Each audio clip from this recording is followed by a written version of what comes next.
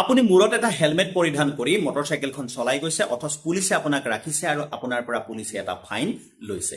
আপুনিও ভাবি আচৰিত হৈছে যে আপোনাৰ পৰা কিয় এই ফাইনটো লোৱা হ'ল, কিন্তু পুলিচে ভাবি চিন্তিয়ে সেই ফাইনটো আপোনাৰ পৰা ইচ্ছা কৰিলে ল'ব পাৰে। ইয়াৰ কাৰণ হ'ল আমি যিবিলাক হেলমেট পৰিধান কৰোঁ সেই পৰিধান কৰা হেলমেট বিলাকত ISI বা BIS মাৰ্ক থকাটো অতি জৰুৰী, যিটো হেলমেট এটাৰ মানদণ্ডৰ কাৰণে দিয়া হয়। অৰ্থাৎ এটা ভাল মানদণ্ডৰ হেলমেট পৰিধান নকৰাকৈ যিকোনো এটা চালু কোম্পানীৰ হেলমেট পিন্ধি আপুনি কেতিয়াও মটৰচাইকেল চলাব নোৱাৰে, যাৰ কাৰণে আপোনাক পুলিচে ফাইন কৰিব পাৰে।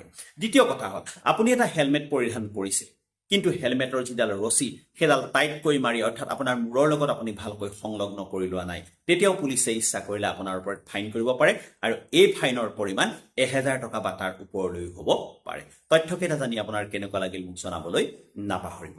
আপুনি জনাব বৰ্তমান সময়ত আপুনি কোনটো কোম্পানীৰ হেলমেট পৰিধান কৰি আছে আৰু তাত ISI মাৰ্ক বা BIS মাৰ্ক আছে নে নাই।